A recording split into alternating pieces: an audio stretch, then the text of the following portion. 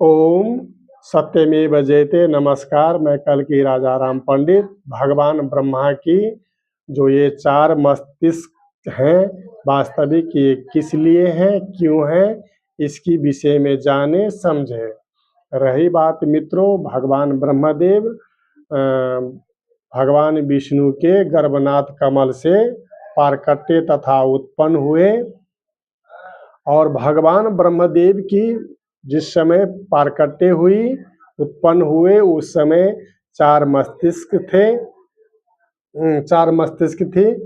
और ब्रह्मा जी ऐसे दिखने में तो एक है, चार मस्तिष्क है, लेकिन मित्रों ब्रह्मा जी की चार ब्रह्मा है और चार ब्रह्मा एक ही साथ एक ही शरीर से हैं और दिखावे के लिए चार अलग अलग मस्तिष्क है। तो उसमें से चार मस्तिष्क से ब्रह्मा जी ब्रह्मदेव जी क्या कर्म करते हैं, क्या काम करते हैं। तो तीन जो मस्तिष्क है वो मनुष्य, चराचरम, वनस्पति की भाग्य तथा आकृति रचना है और एक जो मस्तिष्क है वह कर्म रूपी है। रही बात ये कर्म रूपी और ये मनुष्य की आकृति रचना भाग्य तथा एक साथ संभवता न जानकर, मतलब एक मस्तिष्क जो कर्म रूपी मस्तिष्क थी वह छीन हो गई, यानी उसको लीला स्वरूप दिखाया गया समय के उपरांत कि अहंकार आने पर शिव जी वह ब्रह्मा की जो चौथी शीश थी उसको छीन कर दिया गया। और वास्तविक बात जो है, जो ये संभव न होकर, संभव न मानकर, जानकर ये कर्म रूपी शीश जो है अलग हो गए, विहीन हो गए।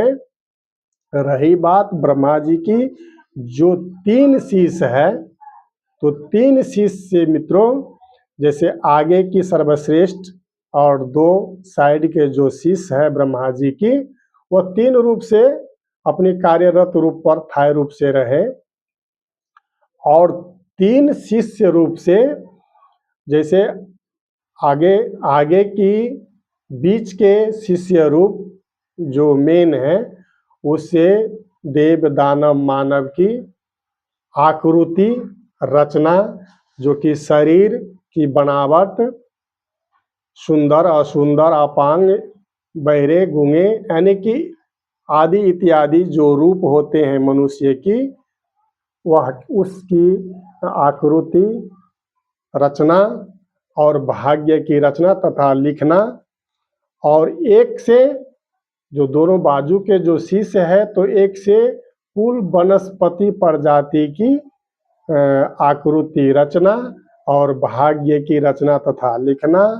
और एक बाएं से जो शिष्य है उससे थलचर, पशु, पंछी और चराचरम लगाए ये जो जलचर की आकृति रचना और भाग्य रचना तथा लिखना। रही बात ये जो चौथी रूप जो एक शीश छीन हो गए, विहीन हो गए, अलग हो गए, तो वह वास्तविक मित्रों कर्म रूप विश्वकर्मा जी उत्पन्न हुए, यानी विश्वकर्मा के रूप में आए।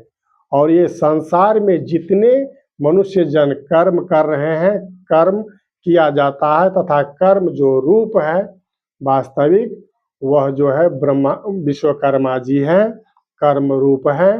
और सारे मनुष्य जन से अपनी मनुष्य माध्यम कर्म करवाते हैं तथा स्वयं भी देवलोक में भी शिल्पीकार कहे अनन्य अद्भुत निर्माण किए, जैसे द्वारका नगरी हुए, ऐसे बहुत सी वो एक